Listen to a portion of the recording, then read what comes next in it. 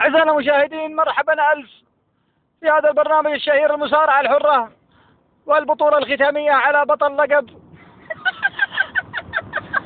حامل اللقب اللاعب مشبب بن علي والمتحدي محي بن معيض. طبعا المتحدي موجود على أرض الحلبة، محي بن معيض يسعسع بين الحلبات، والحكم هناك مفلح يعسعس في القران حقت الزوايا حقت الحلبة لكون فيها حديدة ولا من ذا العلوم. وأقبل مشبب بن علي يسعى ويترنح به ويسلم على الجماهير وعلى ثني هوق هوقن.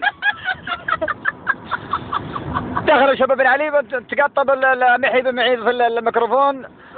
أسمع محي بن معيض يقول مثل أمي فيك وإني لا أهبك هنيه اقطاع عند اليوم. طيب شباب بن علي يحندر فيه بنظرة ما أدري إيش معه فيها، ولكن هاي الاثنين الحكم يحاكيهم يقول لا يمنعوني من المخالفات.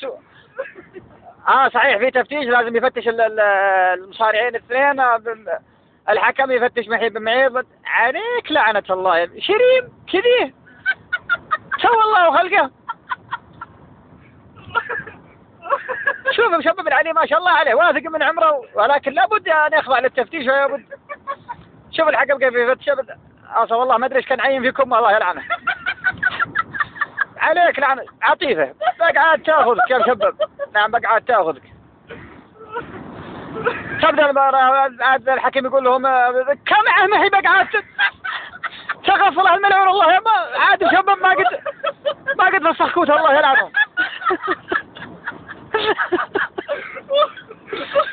والحقيقة ان الجمهور غاضب وما ادري ايش يتنهجروا محي. الحكم مفلح اسمع يحاكي محي يقول ايش هزك الملعون ما قد دق جرس الله يلعنك. ومشبب يترنح هناك ارض الحلبة الله ينعاني منه.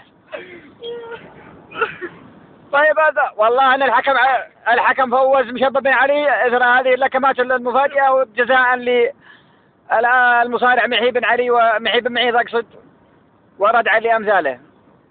ويتسلم مشبب بن علي الحزام وعبارة عن جنبية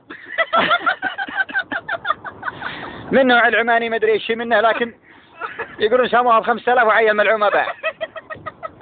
اهلا والله يحييكم يا سادة المشاهدين، وانا اتشرف في حضوركم مرة اخرى، والى اللقاء وفي امان الله مع شبكة ERT.